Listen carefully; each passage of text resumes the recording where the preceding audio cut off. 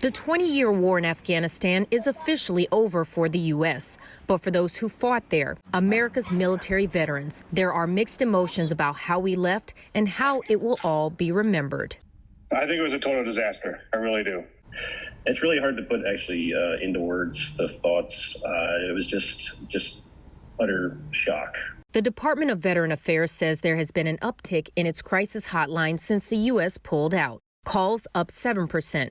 Online chats up 40%, and text to its emergency service up a reported 98% in August compared to a year ago. For some vets, the end has them frustrated. I'm not saying we should have stayed. I would love to have been out. But there's always different ways to do things. Andrew Briones says he lost many friends while deployed in Coast Province from 2012 to 2013.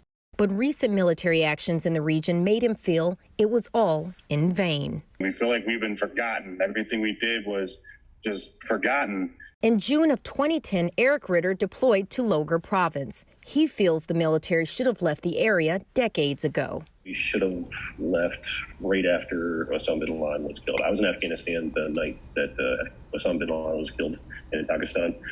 And the locals, along with the Taliban, are out in the streets, cheering because they thought, the mission was accomplished for America.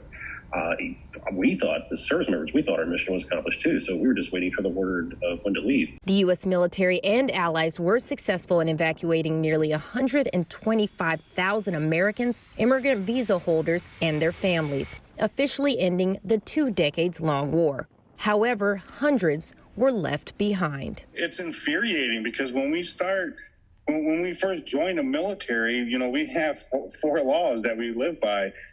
And the very last one is never leave a fallen comrade. And yet the Department of Defense, the United States military, they teach us these things from day one. It's drilled into our head. I always place the mission first. I will never accept defeat. I will never quit. I will never leave a fallen comrade.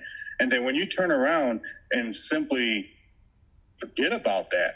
Newsy asked the Department of Defense about this. As someone who has served and had the honor to serve with Afghans, we're taught from basic training on up. The number one thing we're taught is you do not leave your man behind. Now, how can the Department of Defense go before the American people, those military service members and those veterans, and say that the mission was accomplished when people were left behind?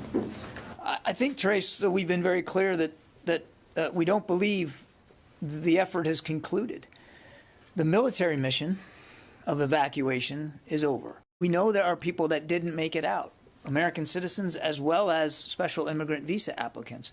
And the U.S. government is going to continue to look for ways to try to help them find safe passage out of the country.